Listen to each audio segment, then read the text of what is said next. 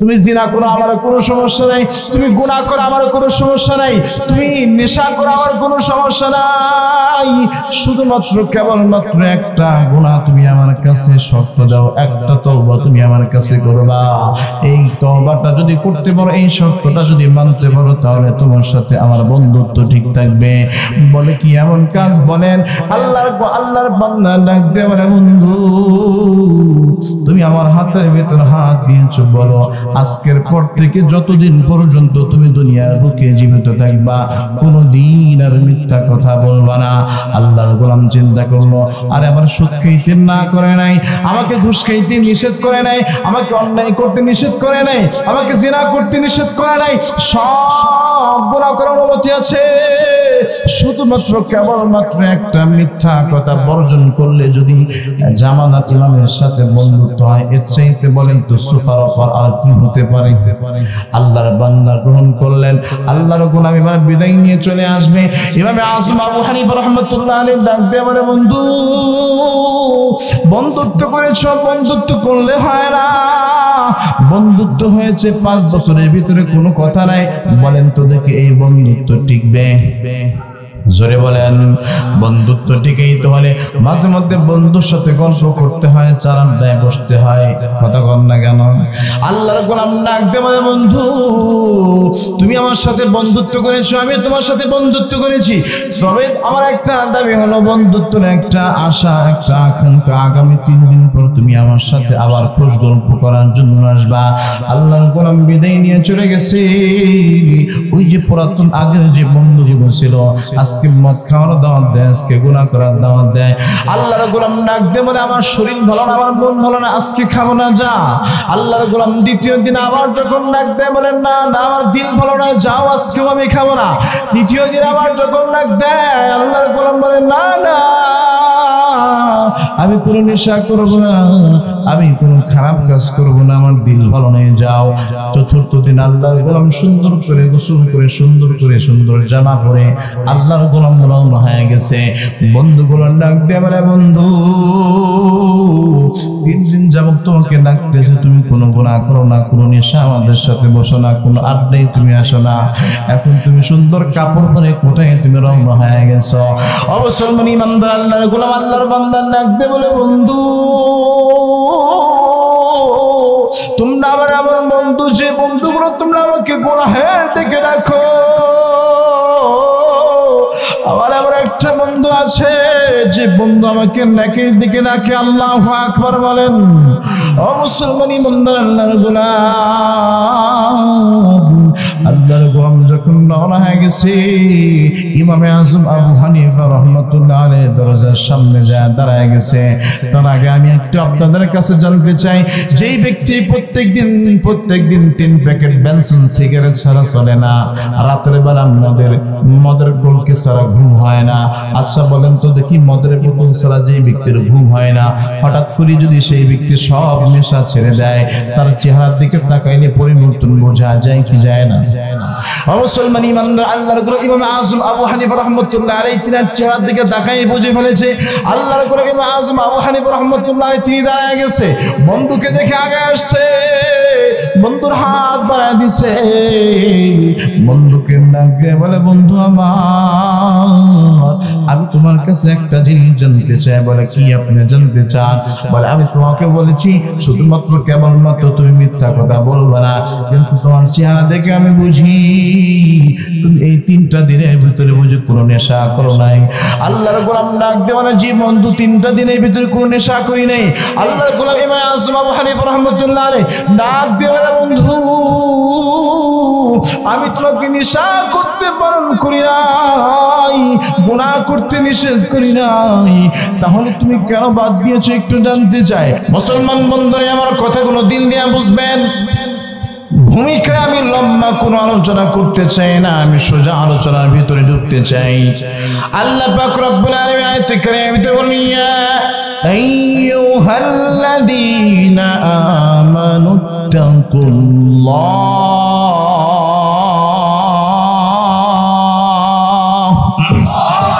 আমার আল্লাহ পাক রব্বুল আলামিন আয়াতে কারিমাতে বলেন, ইত্তাকুল্লাহ, হে বান্দা তুমি আমি রব আল্লাহ তাআলাকে ভয় করো। আমাদের কাকে ভয় করতে হবে? আর জোরে বলেন কাকে ভয় করতে হবে? আল্লাহ পাক রব্বুল আলামিনকে ভয় করতে হবে, দুনিয়ার কোনো মানুষকে নয়, দুনিয়ার কোনো রক্ত চক্ষুকে ভয় করে লাভ নাই। ভয় করতে হবে একজন, তিনি কে? আল্লাহ পাক রব্বুল আলামিনকে যারা ভয় করেছেন তারা দুনিয়াও কামিয়াবি হয়ে গেছে, আখিরাতেও তারা কামিয়াবি হয়ে গেছে। মুসলমান ইমানদার আল্লাহর গোলাম, আমি একটি মিসাল দিয়ে আমি আমার আলোচনাটা সামনের দিকে বাড়তে চাই। আজকে আমাদের ভিতরে ভয় না থাকার কারণে আমরা চুরি করি, ডাকাতি করি, অন্যায় করি, নামাজ বাদ দিয়ে ঘোরাঘুরি করি। অথচ যাদের কলিজার ভিতরে ভয় ছিল তারা রাষ্ট্রপ্রধান হওয়া সত্ত্বেও কোনো প্রকার কোনো অন্যায় কাজ করে না। ঠিক না? ঠিক বলেন। আল্লাহ রাসূল সাল্লাল্লাহু আলাইহি ওয়াসাল্লাম আল্লাহর পয়গম্বর, তিনি সাহাবায়ে কেরামদের এমন একটা জামাত তিনি তৈরি করেছেন যাদের ভিতরে আল্লাহ পাক রব্বুল আলামিনের ভয় এমন ভাবে ঢুকে গিয়েছে যে দুনিয়ার ভিতরে যে সাহাবীগুলো আল্লাহর পয়গম্বরের বিরোধিতা করেছে, যখন কোরআনের তেলাওয়াত গিয়েছে, কোরআন যখন তাদের কাছে পৌঁছেছে, আল্লাহ তাআলার ভয় যখন কলিজার ভিতরে ঢুকে গেছে, আল্লাহর বান্দাগুলো ঈমান গ্রহণ করেছে। শুধু ঈমান গ্রহণ করে নাই, সোনার মানুষে বান্দাগুলো পরিণত হয়ে গেছে। হযরত ওমর ফারুক রাদিয়াল্লাহু তাআলা আনহু আমিরুল মুমিনিন, আল্লাহ পাক রব্বুল আলামিনের কলিজার ভিতরে কেমন ভয় ছিল। আমিরুল মুমিনিন হযরত ওমর ফারুক রাদিয়াল্লাহু তাআলা আনহু তিনি যখন দুনিয়া থেকে বিদায় নিয়েছে, হযরত আবু হুরায়রা রাদিয়াল্লাহু তাআলা আনহু ডাক দিয়ে বলতেছে, আল্লাহর নবীর সাহাবীরা, আজকে বুঝি অর্ধেক ইলম দুনিয়া থেকে বিলীন হয়ে গেল। আল্লাহর নবীর সাহাবীগুলো ডাক দিয়ে বলে, আবু হুরায়রা, এমন কথা তুমি কেন বলো? এখন পর্যন্ত আব্দুল্লাহ ইবনে আব্বাস জীবিত আছে, আব্দুল্লাহ ইবনে জুবাইর জীবিত আছে, এত বড় বড় সাহাবী থাকা সত্ত্বেও ইলম অর্ধেক বিলীন হয়ে গেল, এমন কথাটা তুমি কেন বলতেছো? হযরত আবু হুরায়রা রাদিয়াল্লাহু তাআলা ডাক দিয়ে বলে, ও আল্লাহর নবীর সাহাবীরা, আব্দুল্লাহ ইবনে জুবাইর, আব্দুল্লাহ ইবনে আব্বাসের ভিতরে ইলম আছে বটে, কিন্তু হযরত ওমরের মতো তাকওয়া তোমরা কোথায় পাবা? আল্লাহু আকবার বলেন। ও মুসলমান ইমানদার আল্লাহর গোলাম, কথাগুলো দিল দিয়ে বুঝবেন। হযরত ওমরের ভিতরে কেমন তাকওয়া ছিল। আমিরুল মুমিনিনের দায়িত্ব আছে হযরত ওমর ফারুক রাদিয়াল্লাহু তাআলা আনহু। রাতের বেলা রাষ্ট্রীয় কাজ করার জন্য কুপি বাতি জ্বালায়া রাতের বেলায় তিনি যখন রাষ্ট্রের কাজগুলো করতেছে, হঠাৎ করে তার স্ত্রী দরজার সামনে এসে ডাক দিয়ে বললেন, আসসালামু আলাইকুম ইয়া আমিরুল মুমিনিন। ডাক শুনতে দেরি হয়েছে, হযরত ওমর ফারুক রাদিয়াল্লাহু তাআলা তিনি বাতি নিভাইতে দেরি করে নাই, সঙ্গে সঙ্গে তিনি বাতি নিভায়া দিলেন। আমিরুল মুমিনিন হযরত ওমর ফারুক রাদিয়াল্লাহু তাআলা কে ডাক দিয়ে বললেন, ওগো আল্লাহর পয়গম্বরের সাহাবী, ও আমিরুল মুমিনিন, আমি আপনার স্ত্রী, আপনি আমাকে দেখে বাতি নিভায়া ফেললেন, কারণটাকে একটু জানতে চাই। ও মুসলমান ইমানদার আল্লাহর গোলাম, ওমর ফারুক রাদিয়াল্লাহু তাআলা আনহু ডাক দিয়ে বলে, বিবি আমার, আমি এতক্ষণ পর্যন্ত এখানে বসে বসে রাষ্ট্রীয় কাজগুলো করতেছি, এই মুহূর্তের ভিতরে তুমি আসছো, এখন যদি এই বাতি দিয়ে যদি তোমার সাথে প্রেমের গল্প আমি করি, আমার মালিক আল্লাহ যদি হাসরের ময়দানে জিজ্ঞাসা করে, ওমর, রাষ্ট্রীয় কাল দিয়ে তুমি তোমার বিবির সাথে কেন প্রেম আলাপের গল্প করেছো? ওই মুহূর্তের ভিতরে আমি ওমর কি জবাব দেব? আল্লাহু আকবার বলেন। আর জোরে বলেন আল্লাহু আকবার। এটা হচ্ছে ওমরের ভয়।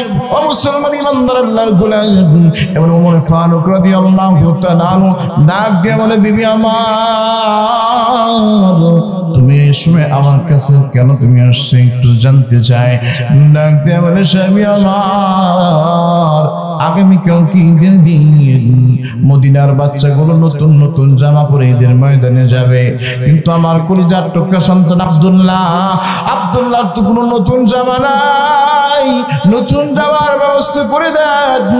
ও মুসলমান ইমানদার আল্লাহর গোলাম হযরত ওমর ফারুক রাদিয়াল্লাহু তাআলা তিনি অর্ধ জাহানের খলিফা। ও মুসলমান ইমানদার আল্লাহর গোলাম অর্ধ জাহানের খলিফা, পুরো পৃথিবীর অর্ধ জাহানের খলিফা যিনি, এমন একজন রাষ্ট্রপ্রধান তিনার জবান থেকে জবাব আসে, স্ত্রী আমার আগামীকালকে ঈদ, সব ঠিক আছে, সন্তানের জামা কিনতে হবে, সব ঠিক আছে, কিন্তু আমি আমিরুল মুমিনিনের কাছে কোনো টাকা নেই যে সন্তানকে আমি জামা কিনে দেব। আল্লাহু আকবার বলেন, আরো জোরে বলেন না আল্লাহু আকবার। রাষ্ট্রপ্রধান তিনার কাছে কোনো টাকা নাই। আল্লাহর গোলাম বলেন তো দেখি, যত ইনসাফকার হোক না কেন সন্তানের বেলায় কি কোনো কথা আছে নাকি? বলেন তো দেখি। স্ত্রী ডাক দিয়ে বলে, স্বামী আমার এখনো মাস শেষ হইতে কয়েকদিন বাকি আছে, আপনি অগ্রিম বেতন কিছু নিয়ে হলেও সন্তানের জামার ব্যবস্থা করে দেন। সন্তানের কাছে কিন্তু দুনিয়ার কোনো অন্য কোনো জিনিসের তুলনা চলে না। সন্তানের মহাব্বত প্রত্যেকটা পিতা মাতার কলিজার ভিতরে আছে না নাই? ও মুসলমান ইমানদার আল্লাহর গোলাম হযরত ওমর রাতের বেলা বাইতুল মালের গেটের সামনে দাঁড়ায় গেছে। বাইতুল মালের ম্যানেজার দরজাটা খুলে দিয়েছে, খুলে তাকায় দেখে আমিরুল মুমিনিন গেটের সামনে দাঁড়ায় আছে। ডাক দেবে, আসসালামু আলাইকুম ইয়া আমিরুল মুমিনিন, এত রাতের বেলা আপনি আমার গেটের সামনে আছেন, আপনি যদি আমাকে খবর দিতেন আমি তো আপনার কাছে চলে যাইতাম। ওমর ফারুক রাদিয়াল্লাহু তাআলা আনহু তিনি ডাক দিয়ে বললেন, ও বাইতুল মালের ম্যানেজার, প্রয়োজনটা আমার, এই জন্য আমি তোমার কাছে আসছি। বলে, আপনার কি প্রয়োজন একটু বলেন। আমিরুল মুমিনিন হযরত ওমর ডাক দিয়ে বলে, ও বাইতুল মালের ম্যানেজার, আগামীকাল ঈদের দিন, আমার কলিজার টুকরা সন্তানের নতুন জামা দরকার, কিন্তু এখনো মাস শেষ হইতে কয়েকদিন বাকি আছে, আমাকে কি এই মাসের অগ্রিম বেতন দেওয়া যায়? এইবার দেখেন বাইতুল মালের কেশিয়ার কি বলে। আজকে যদি আমাদের রাষ্ট্রপ্রধান হইতো, বলেন তো দেখি, যদি কোন রাষ্ট্রপ্রধান যদি বাইতুল মালের কেশিয়ারের কাছে বলতো টাকার দরকার, তাকে টাকার ট্রাক ভরে তার বাসায় পৌঁছে দিত। কথা বলেন না কেন? কিন্তু আল্লাহর পয়গম্বর এমন একটা জামাত আল্লাহর পয়গম্বর তৈরি করেছে। আল্লাহর পয়গম্বরের জন্য কদর সাহাবী হযরত ওমর বলতেছে, আমাকে আগামী মাসে যে বেতনটা আছে অগ্রিম বেতনটা তুমি আমাকে দিয়ে দাও। বাইতুল মালের কেশিয়ার ডাক দিয়ে বলে, আমিরুল মুমিনিন, আপনি রাষ্ট্রপ্রধান, আমি বাইতুল মালের কেশিয়ার, আপনি চাবেন আর আমি দেব না, এটা তো কখনোই হইতে পারে না।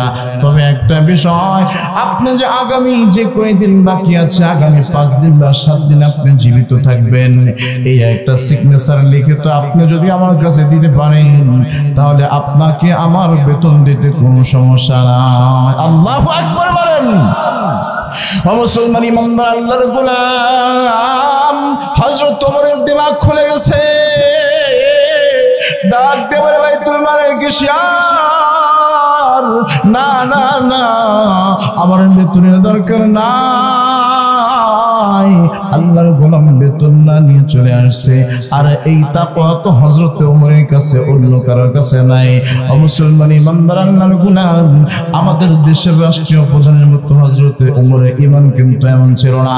আমাদের দেশের রাষ্ট্রীয় প্রধানদের অবস্থা হলো, রাত্রি যত গভীর হয় তাদের ঘুমের জোশ তত বাড়ে। কথা কন না কেন?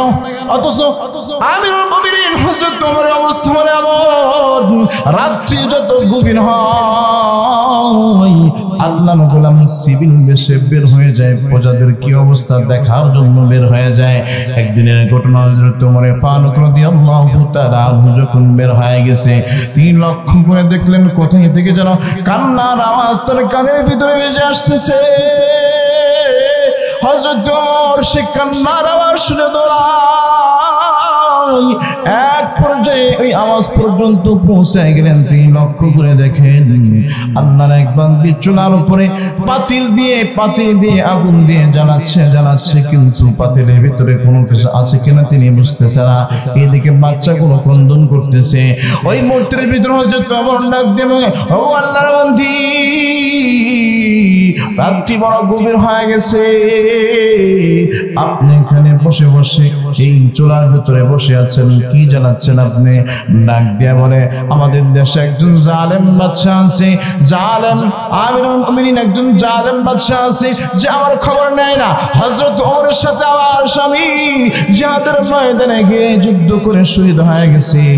আজ 3 দিন হয়ে গেছে, আমার বাচ্চাগুলো অনাহারে আছে, বাচ্চাগুলো কোনো খাবার পেয়ে নাই।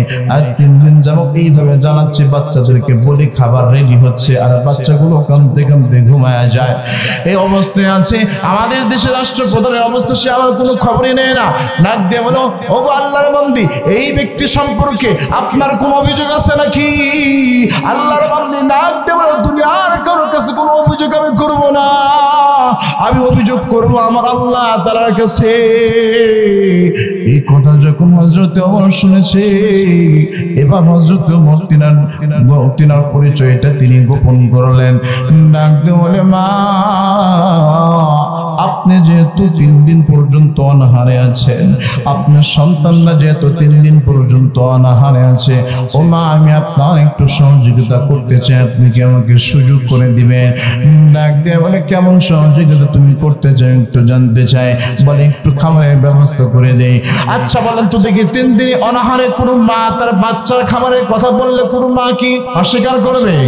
না না, মা অনুমতি দিয়ে দিয়েছে। এক দৌড় দিয়ে বাইতুল মালের দরজার সামনে দাঁড়ায় গেছে। হযরত ওমর ডাক দিয়ে বলে, বাইতুল মালের কিশিয়ার দে দে, আমার মাথার উপরে আটার বস্তা উঠায় দে। আটার বস্তা যখন উঠায় দিতে বলে, এবার বাইতুল মালের কিশিয়ার ডাক দিয়ে বলে, না না, আপনি আমিরুল মুমিনিন, আপনার মাথার উপরে আমি এটা দিতে পারি না, আপনি আমাকে বলেন, আমি সেখানে পৌঁছায় দেব। বলে, না না, এটা আমার দায়িত্ব, আমার মাথার উপরে দে। কিন্তু কোনোভাবেই দেয় না। এবার আমিরুল মুমিনিন হযরত ওমর ডাক দিয়ে বলে, ও আল্লাহর গোলাম, একটা শর্তে আমি তোমার কাছে যেতে পারি। বলো, হাসরের ময়দানে আল্লাহ পাক রব্বুল আলামিন যখন এই গুনাহের বোঝাটা আমার মাথায় দিয়ে দিবে, তুমি কি সেদিন এই আমার এই গুনাহের বোঝাটাকে তোমার মাথায় তুমি বহন করবা নাকি? যখন এই কথাটা বলেছে, আল্লাহর গোলাম চুপ হয়ে গেছে। এবার আমিরুল মুমিনিন মাথায় করে আটার বস্তা নিয়ে সুন্দর করে আল্লাহর বান্দির কাছে চলে গেল। সুন্দর করে খামির করে বাচ্চাদেরকে খাওয়ায় আল্লাহর বান্দা চলে আসলো। রাতের বেলা আসছে, ওই যে একটা কথা বলছে, বিচার দায়ের করবে কার কাছে? আর যাইবেন কার কাছে বিচার দায়ের করবে? আল্লাহ পাক রব্বুল আলামিনের কাছে বিচার দায়ের করবে। রাতের বেলা হযরত ওমরের আর ঘুম নাই, সারা রাত ছটফট করতেছে। বেলা ফজরের নামাজ হয়ে গেছে, সাহাবায়ে কিরামকে নিয়ে বসলেন। বসার পরে এদিকে সেনাবাহিনী এক গ্রুপ পাঠিয়ে দিয়েছে, যাও অমুক এলাকার ভিতরে যাও, সেখানে গিয়ে দেখবে একজন বৃদ্ধ মহিলা আছে, তার 3টা সন্তান আছে, সন্তান সহ নিয়ে আসো। রাজপ্রাসাদের ভিতরে যখন আসছে, এইদিকে চাবুকের ব্যবস্থা করে রাখছে। মুসলমান ইমানদার আল্লাহর গোলাম যখন আল্লাহর বান্দি যখন এই প্রাসাদে আসছে, আসার পরে তিনি খেয়াল করে দেখলেন, আরে গতকালকে যে যুবককে দেখছি, যে হযরত ওমরের সম্পর্কে এত কথা হয়েছি, হযরত ওমরের কান পর্যন্ত মনে খবরটা পৌঁছায় গেছে। আজকে বুঝি বাঁচার কোনো উপায় নাই। তিনি লক্ষ্য করে তাকায় দেখে, রাতের বেলা যে যুবকটা খাবারের ব্যবস্থা করছে, সেই যুবকটাই না এখানে বসে আছে। ও মুসলমান ইমানদার আল্লাহর গোলাম, আল্লাহর বান্দি বড় ভয় পায়। হযরত ওমর তিনি সিংহাসন ছেড়ে দিয়েছে, নেমে এসে হাত থেকে চাবুকটা নিয়ে বলে, মা, এই যে চাবুকটা আমি আপনাকে দিয়ে দিলাম, 3 দিন পর্যন্ত আপনি অনাহারে থাকার কারণে যে কষ্টটা আপনি পেয়েছেন, আপনি আমাকে আঘাত করে এই শরীরটা আপনি নিয়ে নেন। যত প্রকার কষ্ট দেওয়ার দরকার আপনি আমাকে দেন, কিন্তু মা, আপনি যে বলেছেন হাসরের ময়দানে বিচার দায়ের করবেন, ও মা, আমি দুনিয়ার বুকে যত শাস্তি আপনার মনে চায় আপনি আমাকে দেন, কিন্তু আমার মালিক আল্লাহ, আমাদের মালিক কে? আর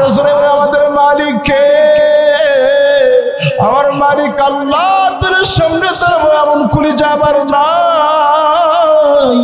ও মুসলমান ইমানদার আল্লাহর গোলাম, এই বান্দা সম্পর্কে তো আমার আল্লাহ পাক রব্বুল আলামিন বলেছেন, ওয়ালিমান খাফা মাকাম রাব্বিহি জান্নাতান। আল্লাহ পাক রব্বুল আলামিন বলেছে, যে বান্দাগুলো আমি মালিকের সামনে দাঁড়ানোকে ভয় করবে, আমি আল্লাহ পাক রব্বুল আলামিন ওই বান্দাকে দুইটা জান্নাতের মালিক বানায় দেব। ও মুসলমান ইমানদার আল্লাহর গোলাম, আমি যে কথা বলতেছিলাম, হযরত ওমর ডাকতে বলে, মা এই যে চাবুকটা আমি আপনাকে দিয়ে দিলাম, আপনার যতক্ষণ মনে চায় আপনি আমাকে আঘাত করেন, দুনিয়াতে আমি যদি খতম হয়ে যায় আমার কোনো আফসোস নাই, কিন্তু মালিকের সামনে দাঁড়াবো এমন দুঃসাহস আমার নাই। ও মা, আপনি আমাকে যত শাস্তি দুনিয়াতে দেন, আমি আপনার হক নষ্ট করেছি, আমি আপনার হক আদায় করতে পারি নাই। এবার আল্লাহর বান্দার ডাক দেবেন, আমার তোমার মতো ব্যক্তি যদি রাষ্ট্রপ্রধান থাকে, কোন শ্রোতা কোন প্রজা কোনোদিন অনাহারে থাকবে না। যাও যাও, আমি যেই কথা বলেছি আমি এটা উদ্ধ করে নিলাম, আমি আল্লাহ তাআলার কাছে কোনো বিচার দায়ের করব না।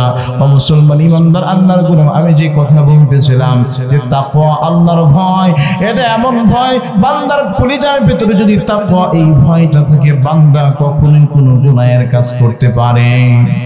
জোরে বলেন। রাষ্ট্রপ্রধান হয়েছে, তারপরেও কোনো গুনাহের কাজ করে নাই, কোনো পাবলিকের কোনো মানুষের হক নষ্ট করে নাই। এই জন্যই তো আল্লাহ পাক রব্বুল আলামিন বললেন, ইয়া আইয়ুহাল্লাযীনা আমানুত্তাকুল্লাহ।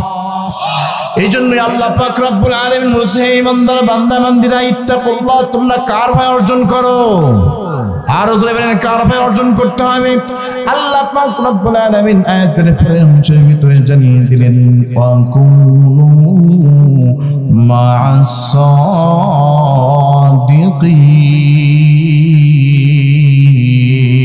সাদিকিন।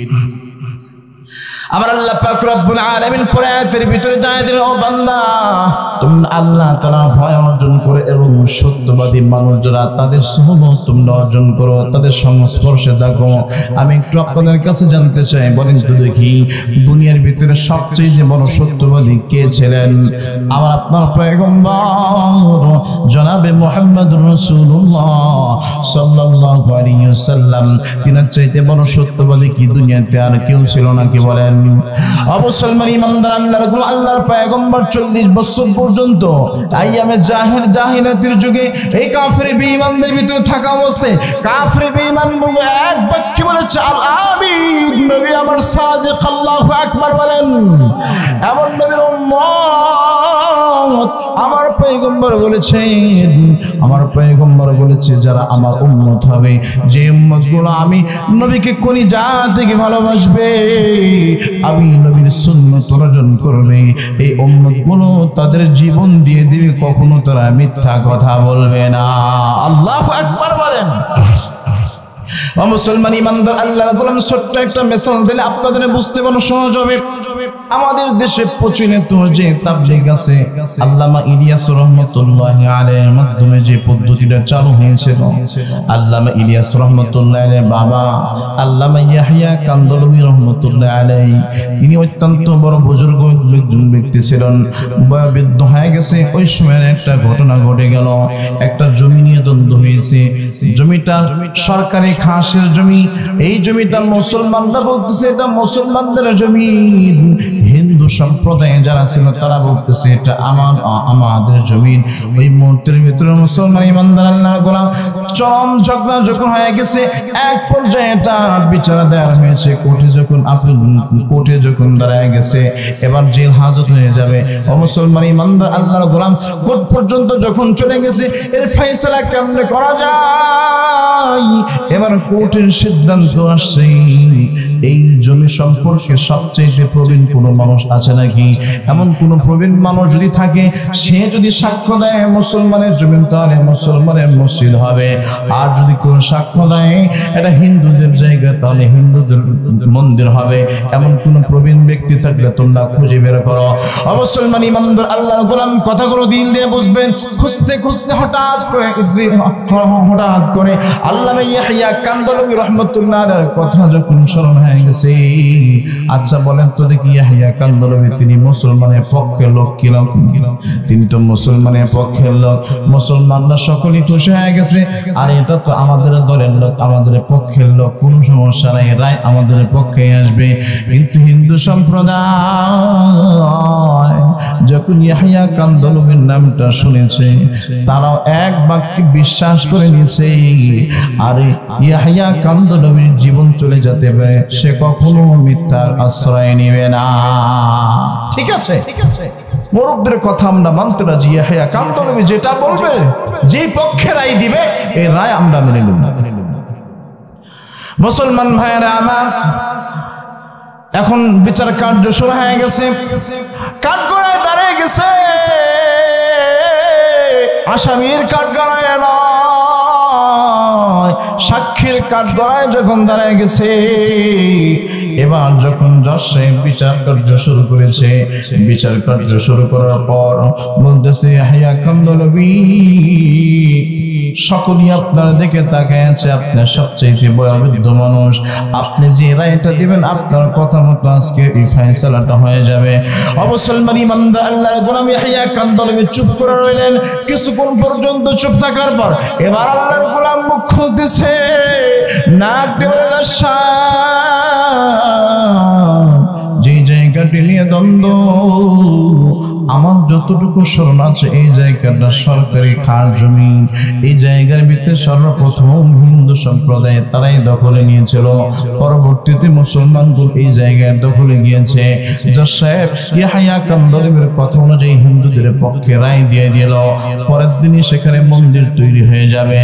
মুসলমান ইমানদার আল্লাহর গোলাম মুসলমানের পক্ষে রায় দেয় নাই। মুসলমানগুলো ইয়াহইয়া কান্দলবীর উপরে বড় রাগ, আমাদের দলের লোক হওয়ার পর সে কেন আমাদের পক্ষে কথা বললো না? ওই যে আপনাদের কি মনে আছে, আমি বলেছি যে আল্লাহর পয়গম্বরের খালেস উম্মত যেই ব্যক্তি হবে, জীবন চলে যাবে, কখনো মিথ্যা আশ্রয় নেবে না। আল্লাহু আকবার বলেন। মুসলমান ইমানদার আল্লাহর গোলাম ইয়াহইয়া কান্দলবী বাড়িতে চলে গেছে, রাতের বেলা ঘুমায় গেছে। এবার তিনি লক্ষ্য করে দেখে চতুর্দিক দিয়ে কেমন যেন একটা আওয়াজ শোনা যায়। আর তিনি চিন্তা করলেন, দিনের বেলা তো আজকে সাক্ষ্য দিয়েছি মুসলমানের বিপক্ষে, হয়তো তারা আমাকে কতল করার জন্য হয়তো ষড়যন্ত্র করেছে। আল্লাহর গোলাম চিন্তা করলেন কি করা যায়। তিনি সাহস করে দরজা খুললেন। তিনি সাহস করে দরজা খোলার পর তিনি তাকায় দেখেন, না, এত কোনো মুসলমানের চেহারা নয়, সবগুলো তো হিন্দুদের চেহারা। এবার ইয়াহইয়া কান্দলবী তিনি ঘর থেকে বেরিয়ে ডাক দিয়ে বললেন, ও আল্লাহর গোলামেরা, তোমাদের পক্ষেই তো রায় হয়ে গেছে, তাহলে তোমরা এখানে কেন আসছো? এবার হিন্দু সম্প্রদায়ের সকলে একসাথে নাক দিয়ে বলো, ইয়াহইয়া কান্দলবী, আজকে তোমার একটা কথার উপর মুসলমানের পক্ষে জমিটা চলে যাইতো, আমার একটা কথার বিনিময়ে আজকে আমরা জমিটা পাইছি। চুরি করো আমার কোনো সমস্যা নাই, তুমি ডাকাতি করো আমার কোনো সমস্যা নাই, তুমি জিনা করো আমার কোনো সমস্যা নাই, তুমি গুনাহ করো আমার কোনো সমস্যা নাই, তুমি নেশা করো আমার কোনো সমস্যা নাই, শুধুমাত্র কেবলমাত্র একটা গুনাহ তুমি আমার কাছে শর্ত দাও, একটা তওবা তুমি আমার কাছে করবা। এই তওবাটা যদি করতে পারো, এই শর্তটা যদি মানতে পারো, তাহলে তোমার সাথে আমার বন্ধুত্ব ঠিক থাকবে। বলে কি এমন কাজ? বলেন আল্লাহর বান্দা ডাক দিয়ে বলে, বন্ধু তুমি আমার হাতের ভিতর হাত দিয়েছো, বলো আজকের পর থেকে যতদিন পর্যন্ত তুমি দুনিয়ার বুকে জীবিত থাকবা, কোনদিন আর মিথ্যা কথা বলবা না। আল্লাহর গোলাম চিন্তা করলো, আরে আবার সুদ খাইতে না করে করে নাই, আমাকে ঘুষ খাইতে নিষেধ করে নাই, আমাকে অন্যায় করতে নিষেধ করে নাই, আমাকে জিনা করতে নিষেধ করে নাই, সব গুনাহ করার অনুমতি আছে। শুধুমাত্র কেবলমাত্র একটা মিথ্যা কথা বর্জন করলে যদি জামানাত ইমামের সাথে বন্ধুত্ব হয়, এর চাইতে বলেন তো সুফার অফার আর কি হতে পারে? আল্লাহর বান্দা গ্রহণ করলেন, আল্লাহর গোলামি মানে বিদায় নিয়ে চলে আসবে। ইমামে আযম আবু হানিফা রাহমাতুল্লাহ আলাইহি ডাক দিয়ে বলে, বন্ধু বন্ধুত্ব করেছো, বন্ধুত্ব করলে হয় না। বন্ধুত্ব হয়েছে 5 বছরের ভিতরে কোনো কথা নাই, বলেন তো দেখি এই বন্ধুত্ব টিকবে? জোরে বলেন। বন্ধুত্ব টিকেই তো হলে মাঝে মধ্যে বন্ধুর সাথে গল্প করতে হয়, চারান্দায় বসতে হয়, কথা কন না কেন? আল্লাহর গোলাম ডাক দিয়ে বলে, বন্ধু তুমি আমার সাথে বন্ধুত্ব করেছো, আমি তোমার সাথে বন্ধুত্ব করেছি, তবে আমার একটা দাবি হলো বন্ধুত্বের একটা আশা, একটা আকাঙ্ক্ষা, আগামী 3 দিন পর তুমি আমার সাথে আবার খোঁজ গল্প করার জন্য আসবা। আল্লাহর গোলাম বিদায় নিয়ে চলে গেছে। ওই যে পুরাতন আগের যে বন্ধুগুলো ছিল, আজকে মদ খাওয়ার দাওয়াত দেয়, আজকে গুনাহ করার দাওয়াত দেয়। আল্লাহর গোলাম ডাক দিয়ে বলে, আমার শরীর ভালো না, আমার মন ভালো না, আজকে খাবো না, যা। আল্লাহর গোলাম দ্বিতীয় দিন আবার যখন ডাক দেয়, বলেন না না আমার দিল ভালো না, যাও আজকেও আমি খাবো না। তৃতীয় দিন আবার যখন ডাক দেয়, আল্লাহর গোলাম বলে, না না আমি কোনো নেশা করবো না, আমি কোনো খারাপ কাজ করবো না, আমার দিল ভালো নেই, যাও। চতুর্থ দিন আল্লাহর গোলাম সুন্দর করে গোসল করে সুন্দর জামা পরে আল্লাহর গোলাম রওনা হয়ে গেছে। বন্ধুগুলো ডাক দিয়ে বলে, বন্ধু 3 দিন যাবত তোমাকে ডাকতেছে, তুমি কোনো গুনাহ করো না, কোনো নেশা আমাদের সাথে বসো না, কোনো আড্ডায় তুমি আসো না, এখন তুমি সুন্দর কাপড় পরে কোথায় তুমি রওনা হয়ে গেছো? অবসলমান ইমানদার আল্লাহর গোলাম আল্লাহর বান্দা ডাক দিয়ে বলে, বন্ধু তোমরা আমার বন্ধু, যে বন্ধুগুলো তোমরা আমাকে গুনাহের দিকে রাখো, আমার একটা বন্ধু আছে যে বন্ধু আমাকে নেকির দিকে রাখে। আল্লাহু আকবার বলেন। ও মুসলমান ইমানদার আল্লাহর গোলাম, আল্লাহর গোলাম যখন রওনা হয়ে গেছে, ইমামে আযম আবু হানিফা রাহমাতুল্লাহ আলাইহি দরজার সামনে যায় দাঁড়ায় গেছে। তার আগে আমি একটু আপনাদের কাছে জানতে চাই, যেই ব্যক্তি প্রত্যেকদিন 3 প্যাকেট বেনসন সিগারেট ছাড়া চলে না, রাতের বেলা মদের কলকে ছাড়া ঘুম হয় না, আচ্ছা বলেন তো দেখি মদের বোতল ছাড়া যেই ব্যক্তির ঘুম হয় না, হঠাৎ করে যদি সেই ব্যক্তি সব নেশা ছেড়ে দেয়, তার চেহারার দিকে তাকাইলে পরিবর্তন বোঝা যায় কি যায় না?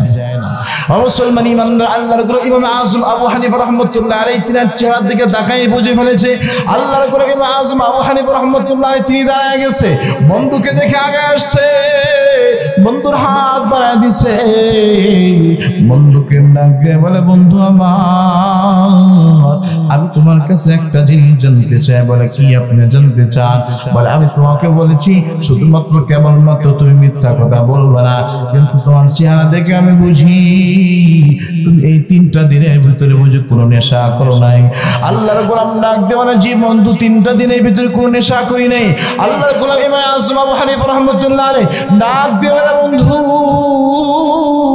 আমি তোমাকে নেশা করতে বারণ করি নাই, গুনাহ করতে নিষেধ করি নাই, তাহলে তুমি কেন বাদ দিয়েছো একটু জানতে চাই। আল্লাহর গোলাম এবার ডাক দিয়ে বলে, বন্ধু আপনার সামনে হাজার হাজার নবী বসে থাকে, আমি চিন্তা করলাম এতগুলো নামে নবীর সামনে আপনি আমাকে যখন জিজ্ঞাসা করবেন, বন্ধু আমার এই 3টা দিনের ভিতরে তুমি কি কি গুনাহ করছো, এতগুলো মানুষের সামনে আমি আমার গুনাহের কথা বলবো, আমার কাছে বড় লজ্জা লাগে। আল্লাহু আকবার বলেন, আরো জোরে বলেন আল্লাহু আকবার। আর যদি আমি আপনাকে বলি আমি গুনাহ করার পরে যদি আমি আপনাকে বলি আমি গুনাহ করি নাই, তাহলে ওই যে শর্ত মিথ্যা, আপনার সাথে একটা শর্ত আছে, মিথ্যা কথা বললে বন্ধুত্ব টিকবে না। আমি আপনার সাথে বন্ধুত্ব রাখতে চাই, এই জন্য নায়েবে নবীর সামনে আমি দাঁড়ায় গুনাহ করছি কথাটা বলতে আমার বড় লজ্জা বোধ হয়, আর মিথ্যা কথা বললে আপনার সাথে আমার বন্ধুত্ব থাকে না। ও আল্লাহর গোলাম, ওগো জামানার ইমাম, এই জন্যই 3টা দিনের ভিতরে আমি কোনো প্রকার কোনো গুনাহের কাজ করি নাই, আমি কোনো নেশা করি নাই। আমি একটু জানতে চাই, বলেন তো দেখি হেদায়েত দ্বারা মালিক কে? আরো জোরে বলেন, হেদায়েত দ্বারা মালিক কে? ইন্নাকা লা তাহদি মান আহবাবতা ওয়ালাকিন্নাল্লাহ ইয়াহদি মান ইয়াশা।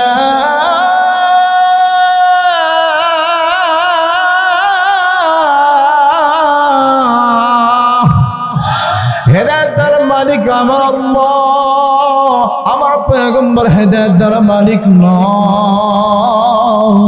আমার পয়গম্বর যদি হেদায়েতের মালিক হইতো তাহলে তার আপন চাচা আবু তালেব কখনো জাহান্নামী হইতো না। কথা বলেন না কেন? আল্লাহর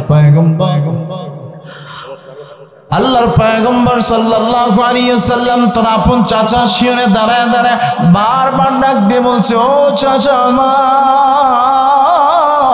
আপনি শুধুমাত্র কেবলমাত্র বলেন লা ইলাহা ইল্লাল্লাহ মুহাম্মাদুর রাসূলুল্লাহ, তো আপনার কলিজার ভিতরে আছে। কথা বল না কেন?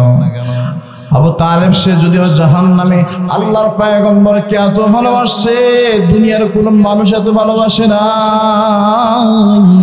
যে নবীকে ভালোবাসার কারণে 3.5 বছর পর্যন্ত 3.5 বছর পর্যন্ত জেল খেটেছে। ও মুসলমান ইমানদার আল্লাহর গোলাম, আল্লাহর পয়গম্বর ডাক দিয়ে বলে চাচা আমার, আপনি বলেন লা ইলাহা ইল্লাল্লাহ মুহাম্মাদুর রাসূলুল্লাহ বলার কোনো দরকার নাই। আল্লাহর পয়গম্বরের কথা যখন বলবে এমত অবস্থায় কাফের বেঈমান আবু জাহেল সেখানে দাঁড়ায় আছে, বলে বাপ দাদারা ধর্মের উপর তুমি চুনকালি লাগাইতে চাও? ডাইরেক্ট বলল, ভাতিজা আমার, আমি আমার বাবা আব্দুল মুত্তালিবের ধর্মের উপরে মরতে চাই, তার জান কবজ হয়ে গেছে। বারবার আফসোস করতেছে। আমার আল্লাহ পাক রব্বুল আলামিন আয়াত নাজিল করে জানিয়ে দিয়েছেন, ইন্নাকা লা তাহদি মান আহবাবতা ওয়ালাকিন্নাল্লাহা ইয়াহদি মান ইয়াশা। ও নবী আমার, হেদায়েতের মালিক আপনি নয়, হেদায়েতের মালিক আমি আল্লাহ। হেদায়েতের মালিক কে? আর জোরে বলেন, হেদায়েতের মালিক কে? হেদায়েতের মালিক হলো আমার আল্লাহ। আল্লাহর পয়গম্বরকে ডাক দিয়ে বলে, পয়গম্বর আপনি হেদায়েতের মালিক নয়, আমি যাকে ইচ্ছা করি তাকে আমি হেদায়েত দেই। ও মুসলমান ইমানদার আল্লাহর গোলাম, আপনাদেরকে মনে আছে ওই যে আল্লাহর গোলাম এবার ডাক দিয়ে বলে, বন্ধু আমি মিথ্যা কথা বললে বন্ধুত্ব টুসে যাবে, এই জন্য কোনো মিথ্যা কথা বলি না। আল্লাহর গোলাম আবু হানিফা রাহমাতুল্লাহ আলাইহি আল্লাহর গোলামকে ধরে বুকের সাথে জড়ায় নিয়েছে। বুকের সাথে যখন জড়াইছে, আল্লাহর গোলাম চোখের পানি ছেড়ে দিয়ে হাও মাও করে কান্না শুরু করেছে। এভাবে আবু হানিফা রাহমাতুল্লাহ আলাইহি ডাক দিয়ে বলে, বন্ধু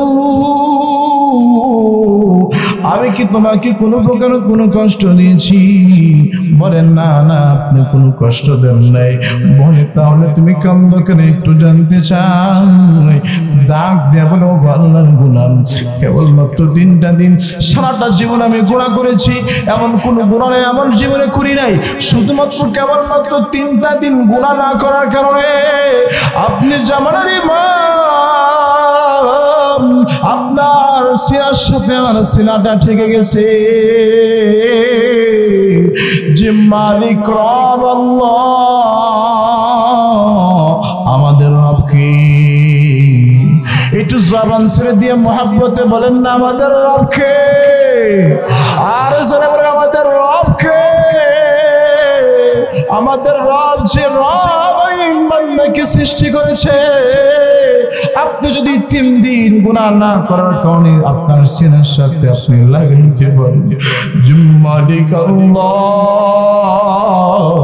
আমাকে সৃষ্টি করেছে, সে মহান মালিকের হুকুম যদি আমি মানি, আমার কলিজা সাক্ষী দেয়, আমার আল্লাহ তাআলা আমার জিন্দেগীর গুনাহ খাতা মাফ করে তার রহমতের কোলে উঠাইতে দেরি করবে না। মুসলমান ইমানদার আল্লাহর গোলাম, এই জন্য বলতে চাই, একটা বান্দা যদি গুনাহ করে, গুনাহ করলে ঠিক আছে, তাকে গুনাহ করার সুযোগ দেন, গুনাহ করতেছে, তবে বান্দাকে ফিরাইতে হলে একবারে না, আস্তে আস্তে ফিরাইতে হবে। মুসলমান ইমানদার আল্লাহর গোলাম, যে কথা থেকে এত দূর আসছি, আকুনু মা'আস সাদিকিন, সত্যবাদী যারা আছে তাদের সংস্পর্শ অবলম্বন করা।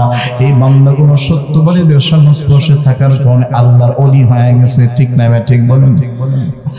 মুসলমান ইমানদার আল্লাহর গোলাম, দুনিয়ার ভিতর সবচেয়ে বড় সত্যবাদী কে ছিলেন? আমার নবী মুহাম্মদ রাসূলুল্লাহ সাল্লাল্লাহু আলাইহি ওয়াসাল্লাম। তিনার চাইতে সত্যবাদী কেউ নাই। আমার আপনার পয়গম্বর, উম্মতের জন্য এত মায়া, যে নবী আমার দুনিয়ার বুকে জীবিত থাকতে উম্মতের চিন্তা করেছে, দুনিয়া থেকে চলে যাওয়ার পরে উম্মতের চিন্তা করেছে। উম্মতকে শিক্ষা দিয়েছে সত্য কথা বলতে হয়, উম্মতকে শিক্ষা দিয়েছে বান্দা আল্লাহর ভয় করে যায় রাখতে হয়।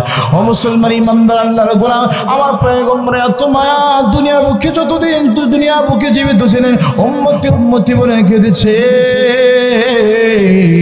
আজকেও যখন পয়গম্বর দুনিয়া থেকে চলে গেছে, আজ উম্মতের মায়ায় আমার পয়গম্বর কান্দে কি কান্দে না, বলেন দেখি। ও মুসলমান ইমানদার আল্লাহর গোলাম, আল্লাহর পয়গম্বর উম্মতের জন্য তো মায়া।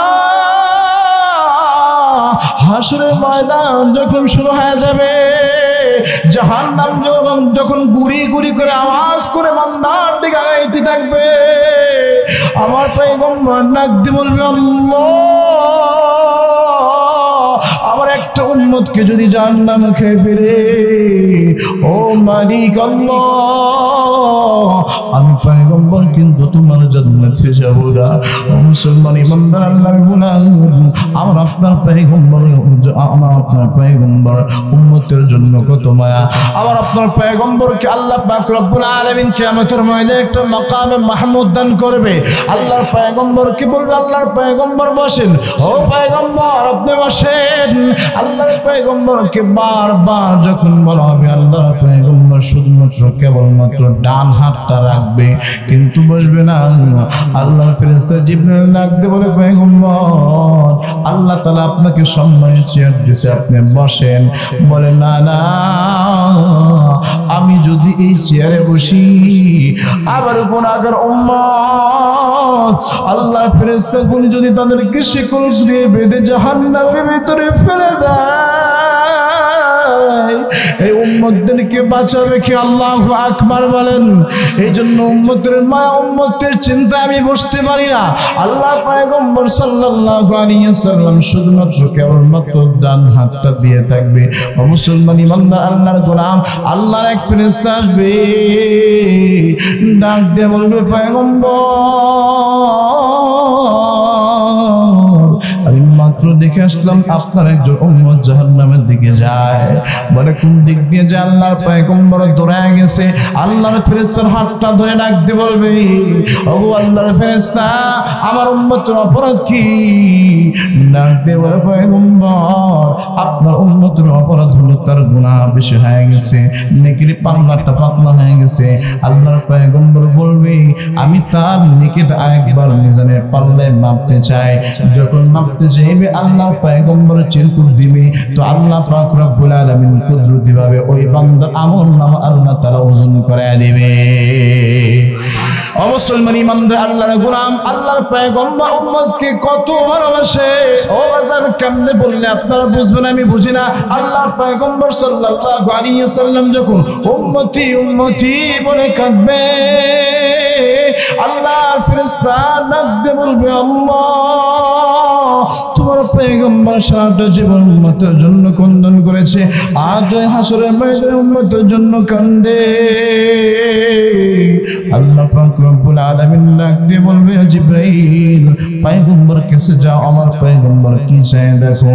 যা দেখবে উম্মতি উম্মতি বলে কাঁদতেছে।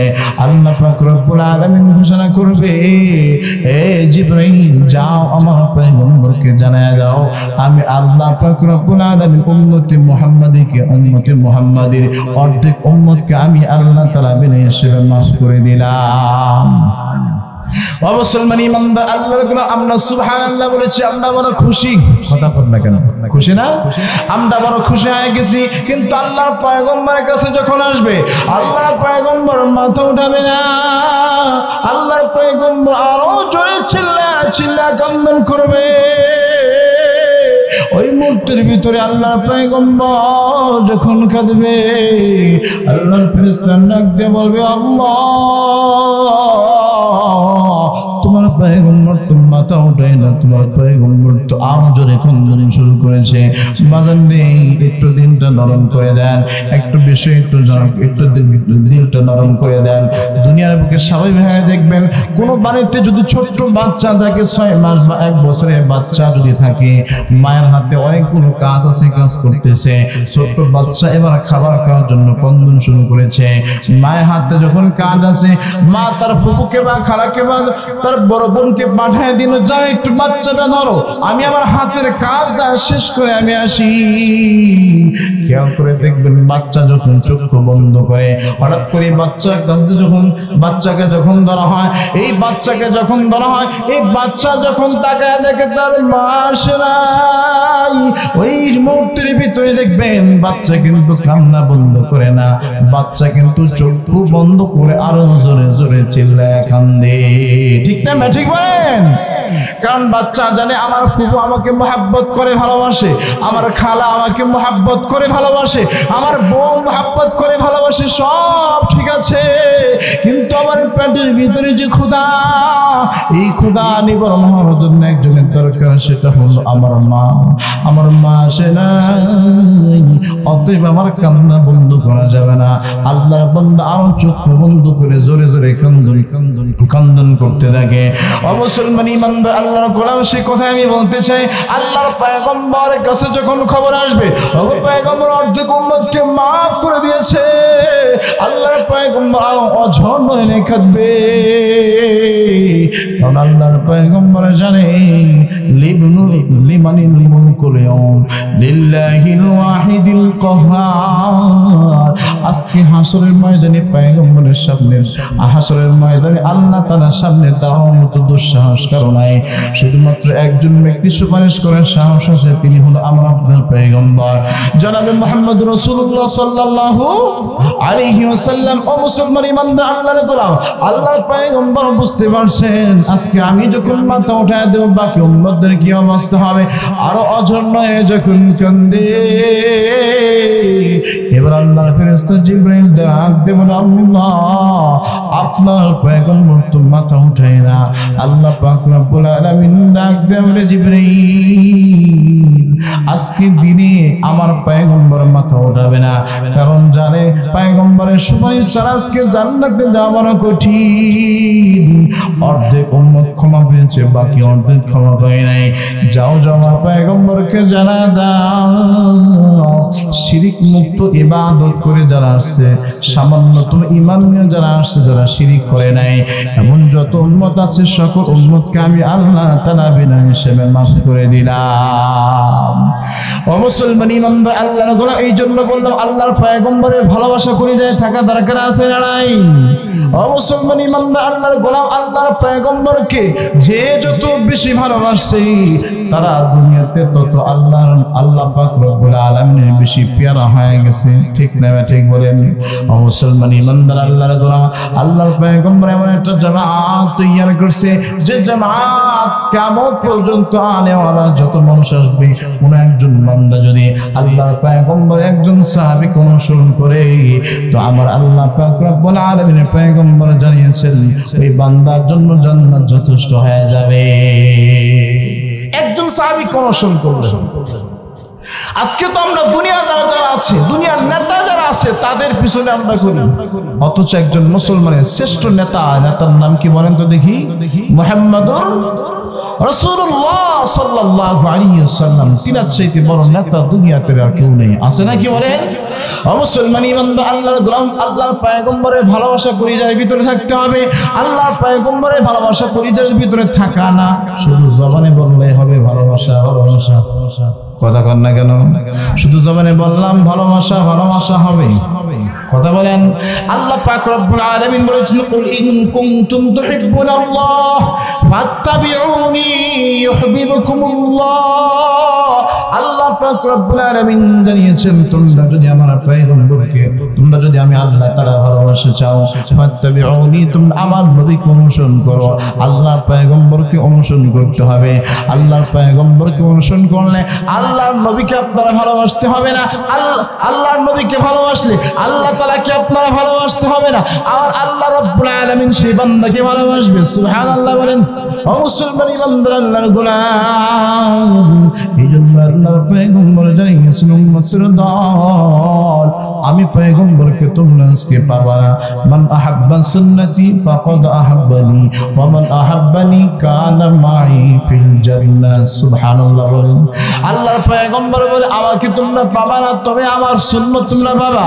এই সুন্নাতকে যদি তোমরা অনুসরণ করো, অনুকরণ করো, সুন্নাত অনুযায়ী তুমি তোমার জীবন পরিচালনা করতে পারো, আমি পয়গম্বর কথা দিলাম, আমি পয়গম্বর তুমি উম্মতকে ছাড়া আল্লাহর জান্নাতে যাব না।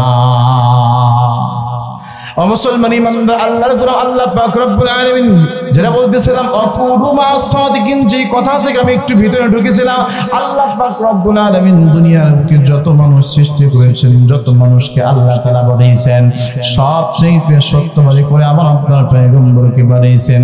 এর চাইতে সত্যবাদী আর অন্য কাউকে আল্লাহ তাআলা দুনিয়াতে পাঠায় নাই। ও মুসলমান ইমানদার আল্লাহর গোলাম, আল্লাহ পাক রব্বুল আলামিন জলিল কদর একজন সাহাবী হযরত আবু বকর রাদিয়াল্লাহু তাআলা আনহু, আল্লাহ পাক রব্বুল আলামিনের পয়গম্বরকে এমন ভাবে মানছে, তিনি এমন ভাবে আল্লাহর পয়গম্বরকে অনুসরণ করছে যে আল্লাহর পয়গম্বর তাকে উপাধি দিয়েছেন সিদ্দিক। আল্লাহু আকবার বলেন। সিদ্দিক বলে উপাধি দিয়েছেন কেন? কারণ আল্লাহর পয়গম্বরকে, আল্লাহর পয়গম্বরের কোনো কথাকে তিনি কখনোই মিথ্যা বলে সাব্যস্ত করে নাই।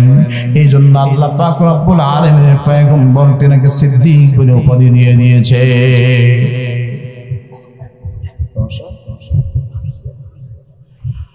মুসলমান ইমানদার আল্লাহর গোলাম, ছোট্ট একটা মিসাল দিয়ে আমি আলোচনা টানতে চাই। আল্লাহর পয়গম্বর সাল্লাল্লাহু আলাইহি ওয়াসাল্লামের জলিল কদর সাহাবী হযরত আবু বকর রাদিয়াল্লাহু তাআলা এমনি তো সিদ্দিক আকবর হয় নাই। দুনিয়ার সকল মানুষগুলো জান্নাতে যাওয়ার জন্য পাগল, কিন্তু আল্লাহর জান্নাতগুলো, সমস্ত জান্নাতগুলো আল্লাহ পাক রব্বুল আলামিনের পয়গম্বরের শ্রেষ্ঠ সাহাবী হযরত আবু বকরকে পাওয়ার জন্য পাগল। মুসলমান ইমানদার আল্লাহর গোলাম, আল্লাহ পাক রব্বুল আলামিন জলিল কদর সাহাবী হযরত আবু বকর রাদিয়াল্লাহু তাআলা আনহু, তিনি আমিরুল মুমিনিন হযরত ওমর রাদিয়াল্লাহু তাআলা আনহু আসছে, ডাক দিয়ে ওগো আল্লাহর পয়গম্বর সাহাবী, আপনি আমাকে একটা কাজ দেন, বিদ্যমান ব্যক্তির খেদমত করার সুযোগ দেন, যেটার বিষয়ে আমি খেদমত করতে পারি, আপনি আমাকে একটু সুযোগ করে দেন। ও মুসলমান ইমানদার আল্লাহর গোলাম, হযরত আবু বকর হযরত ওমরকে একটা ব্যক্তি, একটা বয়োবৃদ্ধ মানুষের খবর দিয়া দিলেন। কিন্তু এইদিকে রাতের বেলা যখন খেদমতের জন্য যায়, রাতের বেলা খেদমত করতে যায়, যার পরে যখন বলে মা আপনার কি কাজ আছে বলেন, আপনার খেদমত আমি করতে চাই। আল্লাহর বান্দি ডাক দিয়ে বলে তোমার কোনো খেদমত করতে হবে না, আমার যে কাজটা আছে, আমার ঘরে কাজ তো আল্লাহর এক বান্দা আগেই করে চলে গেছে। এইভাবে পরের দিন আবার যখন বেলা হয়ে গেল, পরের দিন আবার আল্লাহর বান্দা একটু আগেই গেলেন, এসব পরপরই চলে গেলেন, কি কাজ আছে একটু জানতে চাই। কাজগুলো যখন করতে যাবে, আবু বকর রাদিয়াল্লাহু তাআলা আনহু আগে কাজটা করে চলে আসছে, ওমর ফারুক রাদিয়াল্লাহু তাআলা আনহু কাজ করতে পারে নাই। দ্বিতীয় দিন আল্লাহর গোলাম রাতের বেলা আর ঘুমায় নাই, আমার কাজটা কোন ব্যক্তি করে একটু দেখতে চাই। যুক্তির ভিতরে দাঁড়ায় আছে, রাতের বেলা দেখে ঘুমটা দিয়ে আসছে, কাজের জন্য যাবে। হঠাৎ করে ওমর ফারুক রাদিয়াল্লাহু তাআলা আনহু তিনাকে জড়ায় ধরলেন, ডাক দিয়ে বললেন ওগো আল্লাহর গোলাম আপনি কে? হযরত আবু বকর ডাক দিয়ে বললেন আমি কে এটা তোমার জানার দরকার নাই, আমি যে বান্দার গোলাম সে আল্লাহ তাআলা আমাকে চিনে। আল্লাহু আকবার বলেন। আমি যে মালিকের গোলাম সে আল্লাহ তাআলা আমাকে চিনে, অতএব আমার পরিচয় তোমার জানার দরকার নাই। ওমর ফারুক রাদিয়াল্লাহু তাআলা আনহু তিন নাসর বান্দা, তিনি তার মুখ থেকে কাপড়টা সরাইলেন, সরায় তিনি তাকে দেখে এটা দুনিয়ার আর কেউ নয়, আল্লাহর পয়গম্বরের জন্য কদর সাহাবী সিদ্দিক আকবর হযরত আবু বকর রাদিয়াল্লাহু তাআলা আনহু আল্লাহু আকবার বলেন।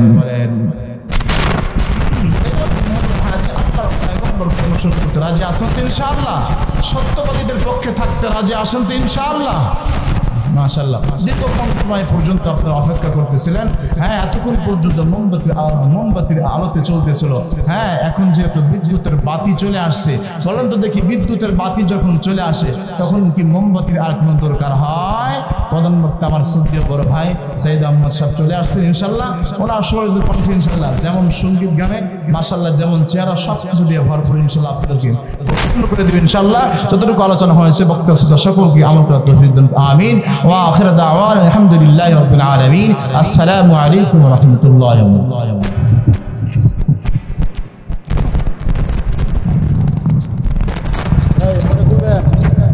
বারাকাতুহু। আমরা সকলে কি তাকবীর দেই? খুলবেন না? লিল্লাহি তাকবীর।